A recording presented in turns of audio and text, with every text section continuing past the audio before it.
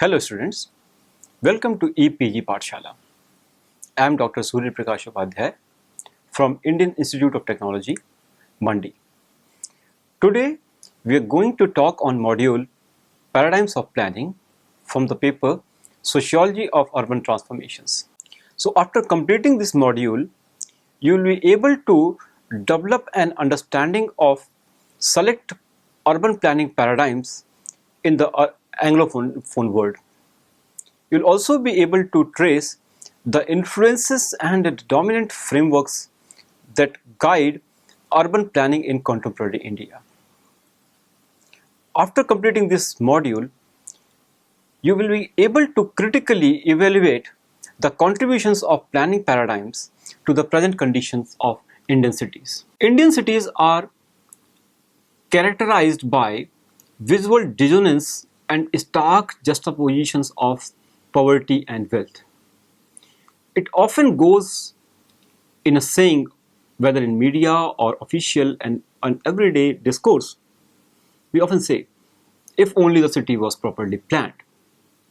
Yet, this invocation of city planning rarely harkens to the long-standing traditions of Indian urbanism. That is, the remarkable drainage networks and the urban accomplishments of the Indus Valley cities, the ghats of Varanasi, or the chowks and bazaars of Shahjahanabad. Instead, middle class visions of the good city draw on a visual lexicon of spatial order and open space that derives from Western and often colonial models. This module it examines modern planning paradigms that have influenced contemporary notions of the well-planned city. It first considers in detail a few key figures that have shaped popular and professional ideas about planning in the West. The other sections they shift the gaze to the history of planning in India. Moving beyond the colonial legacy of Indian cities, we turn to the contributions of Scottish naturalist, sociologist, and urbanist Patrick Gates. Subsequent sections analyze the ways in which Western models have been indigenized, focusing particularly on the careers of modernism and neighborhood unit concept in India. So let us look at some of the planning paradigms from the Anglophone world also.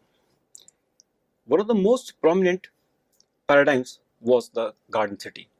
It was first proposed by Ebenezer Howard in 1898.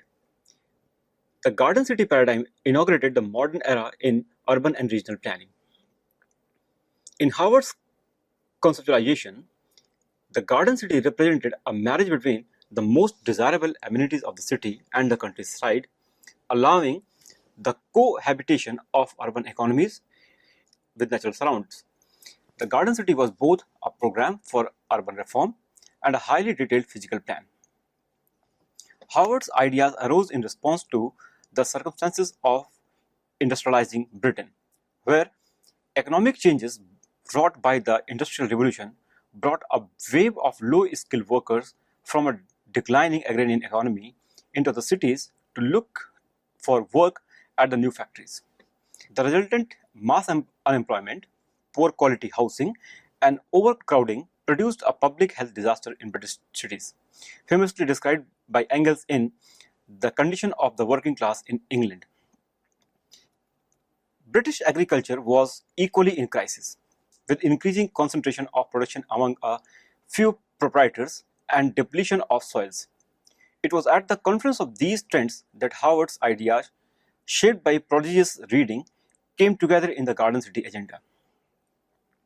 Emerging indirectly in response to the widely shared critique of industrial capitalism, triggered by the work of Marx and Engels, the Garden City was a comprehensive program for urban and agrarian reform. Radical revision of land ownership and property rights was a major component of these reforms. The Garden City was to be a systematically planned new town, but on greenfield, undeveloped and publicly owned land. The economic rent resulting from this inalienable tenure would accrue to the municipal government to pay for public services and social reform and social welfare. Two features of the Garden City framework paved the way for its future success. According to Batchelor, it was not so much the novelty of Howard's ideas as the attention of fiscal and administrative matters that distinguished the Garden City paradigm and expanded its appeal to business people. Interestingly, Howard's proposal included an early model for a public-private partnership. Equally important to the Garden City's subsequent mobility was the detailed physical plan that Howard created. The Garden City was to be arranged in a circular frame, divided by exactly 6 boulevards into wards for residential housing and amenities. At its center was to be a public park surrounded by public museums, libraries, theatres, hospitals, and other public facilities. Each ward, housing about 5,000 people, was to be largely self-sufficient with a school and other civic facilities. On the outer limits would be an encircling Grand Avenue, an outer ring of factories, markets, and other industrial and commercial activities. The Garden City was to be surrounded by an agricultural green belt with low population density to sustain the high quality of natural amenities and demarcate the city from the countryside. Ranked with the 20th century Le Corbusier and Frank Lloyd Wright as one of the most influential thinkers on the urban utopia, Ebenezer Howard continues to be the least known of the three. Yet, coinciding with a period of intense interest in city planning at the turn of the century, Howard's book, out in a second edition in 1902, was a runaway triumph, being translated into all major English European languages and swamping Garden City. Over the course of the century, however, Fishman argues that a Garden City model lost its intellectual power even as it gained adherents. He identified two discrete aspects of Garden City movement. One, the idea of decentralization, and two, the idea of self-contained communities. As Batchelor demonstrated, even in Letchworth, the earliest experiment of the Garden City movement, the basis of public ownership of land had to be given up at an early stage because the dividend limitations on joint company stock could not be sustained. This put into jeopardy one of the most important pillars of the Garden City movement as a political and economic program. The Garden City plan also continues to be popular among Indian planners, who dutifully encircle metropolitan master plans with green belts, and they are over time encroached by elite and underprivileged groups. It has also proved to be a durable template for the gated communities that have come to define India's urban landscape for the 21st century. As Menon suggests, the Garden City paradigm has traveled with ease across disparate cultural contexts because it has been decoupled from the political program of radical urban reform and economic transformation envisaged by Howard. This is both its success and its failure. Let us look at the neighbor units as a concept and a planning practice. So another planning paradigm that emerged in the early 20th century and proved highly adept in traveling across national and cultural boundaries was the neighborhood unit. Though the neighborhood has always been at the center of urban life in cities such as Paris, Venice, or London, its importance as a planning unit in the West had come to be eclipsed by the 20th century. This is the backdrop of the invention, or rather rescue, of the neighborhood unit as a locus and instrument of spatial planning. The neighborhood had a life and history long preceding the neighborhood unit. Through his work, Parry installed it as the focus of the planner's remit. The neighborhood unit's genesis lay firmly within the preoccupation of 1920s United States planning cultures. Clarence Parry's ideas remained situated firmly within the traditions of the Chicago School of Urban Sociology and the work of authors such as Louis Wirth, Robert Park, and Herbert Miller. Parry's contribution lay in giving a spatial scaffolding to the concerns of declining social capital and rising urban anomie that pervaded the work of these sociologists and in placing the neighborhood at the heart of urban design and rejuvenation. In designing the neighborhood unit concept, Clarence Perry employed his interest in physical planning in service of a program to restore and rejuvenate the connections between individual, family, and community. Residential zoning was central to the conception, as was a laid down configuration of streets to privilege pedestrian access. In all, 6 planning principles defined Clarence Perry's model of the neighborhood unit. 1. A size large enough to serve an elementary school. 2. Boundaries created through arterial streets to allow traffic to bypass the neighborhood. 3. Open spaces such as parks and recreational spaces. 4. Sitting of institutions such as the school to be close to the center of the unit. 5. Shopping districts, one or more, to be sited at traffic junctions and at junctions with adjacent neighborhood units. 6. An internal street system allowing adequate incoming traffic load but preventing bypass traffic. Starting a tentative concept in the late 1920s, Perry's ideas coalesced into a more rigid formula by 1939. In a book titled Housing for the Machine Age, he defined standards and principles for adoption in varying topographies by physical planners.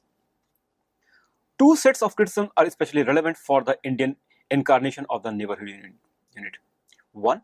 The neighborhood unit, with its strict planning parameters and rigid ideal of the good city, stood in stark contrast to Jane Jacobs' vision of organic, mixed-use and socially diverse neighborhoods.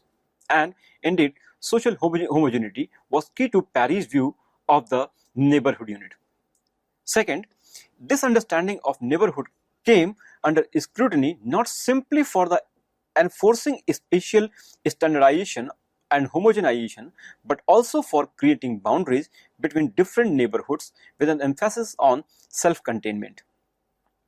In a sense, one can describe a city made up of neighborhood units as a sea of discrete islands. The neighborhood unit proved for a variety of reasons extremely popular among Indian planners, as we will discuss in the next few slides. If Ebenezer Howard pioneered the Garden City movement as a solution to the problem of the metropolis, the American urbanist and activist Jane Jacobs believed that diverse and dense cities needed no solution.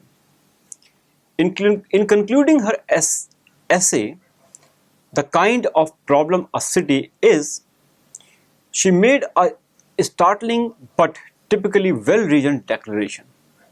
And it says, lively, diverse, intense cities contain the seeds of their own regeneration, with the energy enough to carry over for problems and needs outside themselves.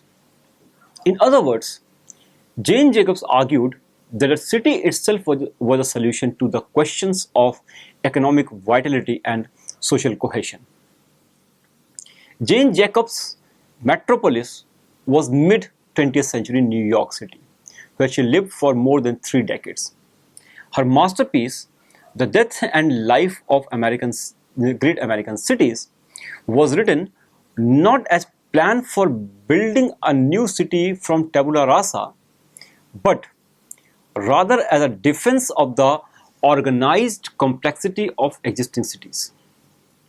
The imperative for death and life came from a struggle to save the Greenwich Village neighborhood of Manhattan from the city redevelopment plan of powerful city bureaucrat Robert Moses.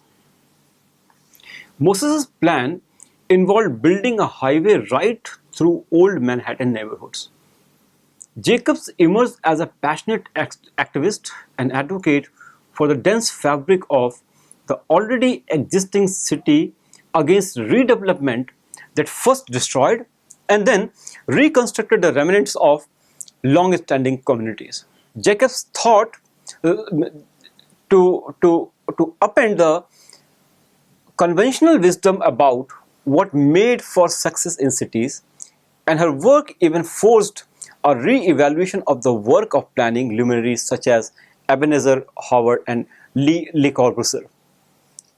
Her perspective on the role of parks and open spaces in the city illustrates the radical yet commonsensical quality of Jacobs' critique. Dotted with and surrounded by a green belt, Howard's Green City aspired to bring the countryside into the city. Jacobs questioned the notion that open spaces were necessarily public or community spaces. Instead, she pointed that the parks in low density and low diversity areas could evolve into vacant spaces prone to antisocial or even criminal activity.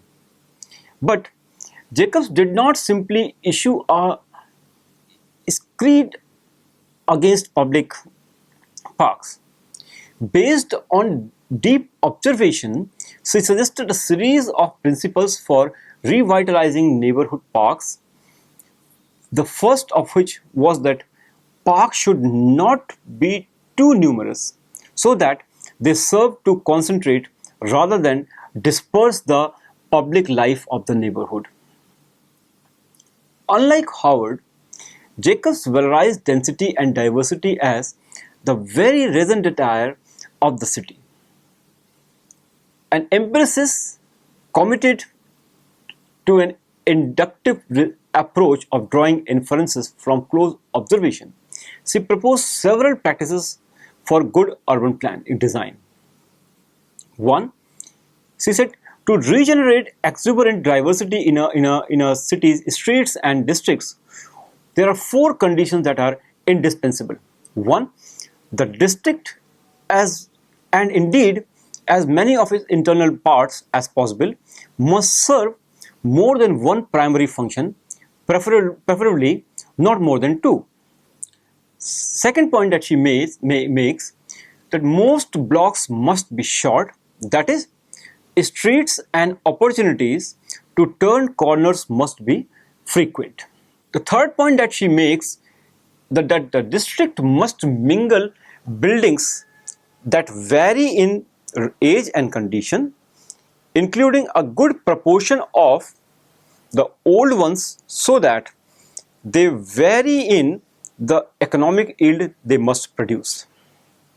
Lastly, she says that there must be a sufficiently dense concentration of people for whatever purposes they may be there.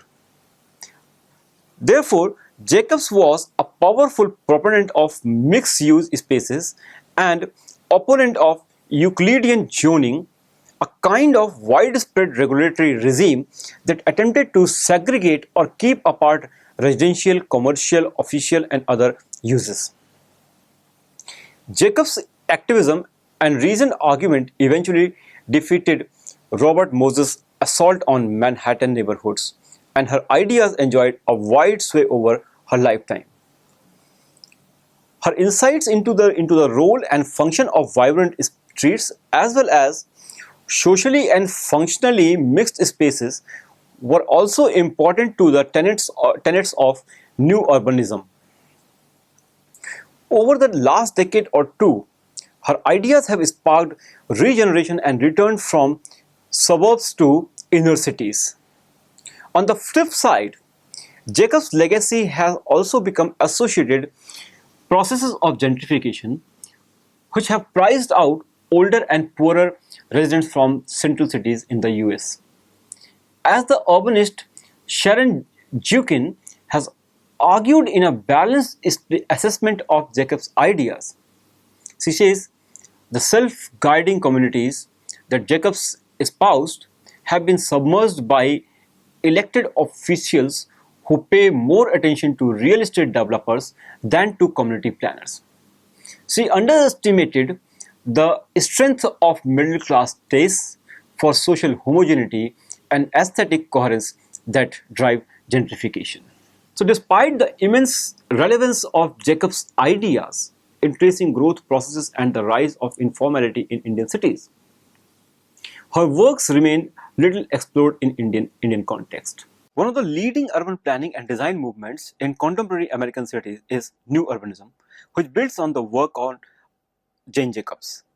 Also called Neo-Traditional Planning, this paradigm seeks to restore community revitalization to the heart of urban design. New urbanism can best be understood in contrast with and opposition to suburban development, which in the US has been inextricably tied with automobile dependent sprawl. Favoring cyclists and pedestrians over the automobile, new urbanism represents a focused critique of the system of automobile subsidies and zoning laws that narrow transit designed to privatize motorized forms of transport. Transit-oriented development, which integrates land use planning with transit line construction, is one of the key design principles of new urbanism. Associated principles include compact development that preserves farmland and environmentally sensitive areas.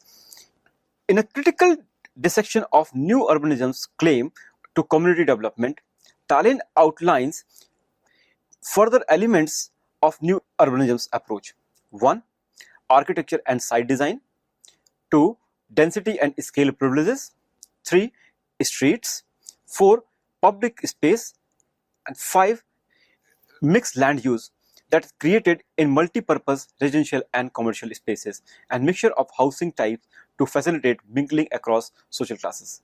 Described as the most important phenomenon to emerge in American architecture in the post-Cold War era, new urbanism has gathered adherents from the Congress for New Urbanism.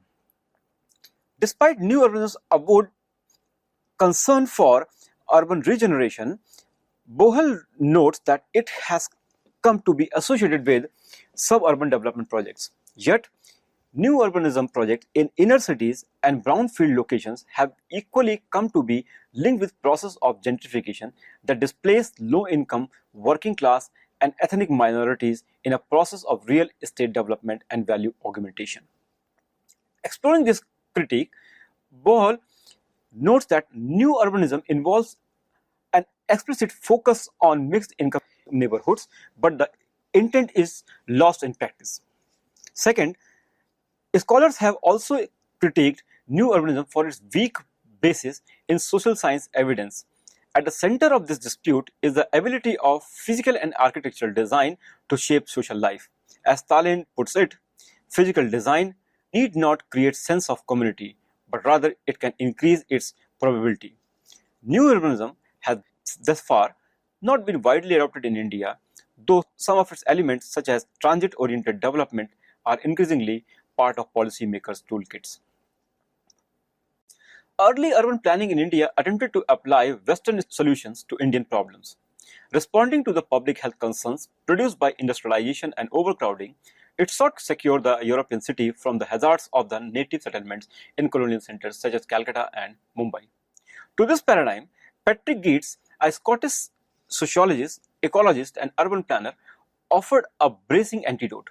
Geertz's contribution lay in recognizing the vibrant tradition and artifacts of pre-colonial Indian cities and for placing the historic core at the very heart of the urban planning program. Instead of town planning, Geertz preferred the term city design, an approach that traced its lineage less from engineering, sanitation, or architecture and more from the natural and social sciences. Geertz was a pioneer in many areas, and as Munshi notes, in addition to the nearly 40 city reports he produced during his 10-year sojourn in India, he was also the founder of urban sociology in the country. A regional perspective was also a piece of with Geertz's holistic vision. In a town planning approach influenced by social ecology, Geertz sought to understand the many interrelated factors, that is housing, employment, air quality, water supply, the availability of gardens or natural areas, and the nature of cultural identity that entered into the sum of human health. The region as a unit of study occupied a special place in Geertz's thinking and was realized through a regional survey framework attempted to understand the ecological linkages between the hamlets, villages, towns, and cities. Some of these ideas were taken up and elaborated by Indian scholars such as Radha Kamal Mukherjee. In a reconfiguring colonial vision of the planned city, Geertz introduced a a number of methodological innovations. Most important of these was the diagnostic or civic survey, which aimed to provide a feel for the history, economics, and unique culture of each city and its organic form. In contrast to the contemporary town planning practices, Gates advised that the laying out of streets always be preceded by an analysis of the local needs and potentialities. A second element of Gates' approach was conservative surgery, that is, an emphasis on minimizing demolition and disruption and reining in human and financial costs of urban development. Where lane widening would go, Gates recommended against laying streets. If the removal of a few of the worst buildings could help improve insanitary condition, he argued against the wholesale demolition and the improvement trust initiatives of the type favored by the colonial planners.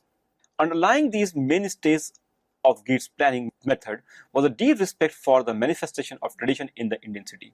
The Parda garden as a site of a gender-segregated public space, the Chabutra for neighborhood sociability, the Tulsi plant as the centerpiece of Indian home. During his time in India, Gates's unusual ideas often left him bared from the most prestigious colonial planning projects. His first major commission was given by the Calcutta municipality, a partially elected body, to produce a plan for Bara Bazar, a diverse mixed-use native area comprising a variant of narrow streets, shop, godown, residences, and bastis. A highly priced site of real estate, the bazaar was in the crosshairs of the demolitions planned by numerous government administrations over the 19th and 20th century.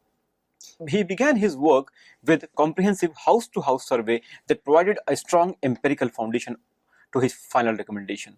His final report included three major departures from the official vision on Bara Bazar. First, he recommended respecting and building up the existing east-west alignment of streets in line with long-standing traffic patterns. Second, he suggested preserving the northeast as residential area and developing the southwest as a modern business district. Third, he advocated for maintaining the traditional aesthetic and urban form as a model for new redevelopment where it was required. We can notice several echoes of Gates's vision as it was fleshed out in the Bara Bazar plan to Jacob's ideas on the city. In Lahore, Gates stood resolutely against an improvement scheme that would have demolished temples, mosques, businesses, and houses, criticizing it for indiscriminate destruction of the whole past labor and industry of men. Most remarkable, as the Datta points out, Gates saw community life rather than spatial expense as critical to realizing the promise of open space. One can only imagine what the Indian city would have been like had Gates' seemingly radical but eminently sensible ideas came to guide town planning in colonial and post-colonial India. Despite legitimate criticisms of the way he worked, Gates has proved a highly influential thinker, and his views of the city region as the city on an organism was subsequently assimilated and elaborated upon both in India and in the West by disciples such as Radhakamal Mukherjee and Louis Mumford. Despite the imaginative scope and geographic expanse of Gates' body of work, it left relatively little mark on post-colonial urban planning in India. Instead, the knowledge edifice for urban planning in India continued to privilege the application of Western town planning models to Indian conditions. Menon shows, for example, the extent to which a widely used Public Works Department handbook of town planning into the 1970s and beyond continued uncritically derive planning precepts from Harvard's Garden City. There were, however, some exceptions to such wholesale and mindless import of Western paradigms. Let us look at the modernism in the Indian cities and how it had unfolded. So, what should the city look like in Indian city? What should the city look like in independent India? Was a question that exercised the imaginations of policymakers in post-independence India. Unfettered by tradition, was French architect Le Corbusier modernist response built into the iconic state capital of Chandigarh. Cities such as Chandigarh, Bhubaneswar, and lastly Gandhinagar may represent the heyday of modernist architecture and urban planning in India, but the legacy of the paradigm has continued to shape the aesthetic of Indian cities into the present. Kalia argues, however, that the new state capitals, including Chandigarh, exemplified the outcomes of a more varied set of influences and ideas. Architects and planners in Gandhinagar, for instance, were torn between the unadorned appeal of modernism and need to embody Indianness through traditional iconography. Indeed, the neighborhood unit was to become a key element of the modernist achievement of the trifecta of new state capitals Chandigarh, Bhubaneswar, and Gandhinagar. Let us look how the neighborhood unit has worked in Indian context. The neighborhood unit was brought into India in the 1940s by planners such as Otto Königsberg in his plan for an industrial development in Mysore princely state. However, the neighborhood unit's resounding popularity in very different social and economic contexts of post-colonial India owed itself to a confluence of latent ideas. Most importantly, the appeal of the neighborhood unit reflected in part the tremendous resonance of the British civil lines, which was identified as wide roads, gracious bungalows, and so on. Though the post-independence civil lines were no longer home to racially segregated European quarters, their spatial design elements represented a decisive break from the aesthetic and from the indigenous Indian city. This aspiration to an urban spatiality uncontaminated by the vestiges of the vernacular or indigenous also arose from the class and caste origins of the urban elites. These Western educated elites, concentrated in modern secondary and tertiary sectors, had little contact with or interest in rural or urban informal India. Moreover, their high caste social bases bred an aversion for the chaotic, vital, and unhygienic social spaces of the indigenous. Some Western planners, such as Königsberger, did make a good faith effort to overcome some of the fragmentation inherent in the neighborhood unit by designing Bhubaneswar neighborhoods to include a mix of social and professional groups. Similarly, Mayer's early plan for Chandigarh sought to reproduce the vitality of the bazaar in the shopping centers of the neighborhood units. Despite these variant attempts, the adoption of neighborhood unit in Indian cities often followed a one-size-fits-all template. The Delhi Master Plan that was prepared in 1962, and this was prepared by a team of young planners trained in the West, drew upon and indigenized the neighborhood unit by translocating it into the mohalla. At the same time, Delhi Master Plan operationalized Paris' original instance of self-containment to a hierarchy of geographic scales in the city. Planning discourse, pedagogy, and standardization of planning practices helped the assimilation and institutionalization of neighborhood unit in India, because in some ways the planning paradigm was perceived to be a universally modern, readily and eminently transferable across cultural contexts. However, by 21st century, the neighborhood unit plan for Jaipur had been fully appropriated, hybridized, and converted into mixed-use spaces, producing a distinct form of urbanism. In this sense, it can be said that the evolution of the neighborhood in India conforms to the processes of diversification and densification underlined by Jacobs and to unique genius of Indian urbanism celebrated by Gates.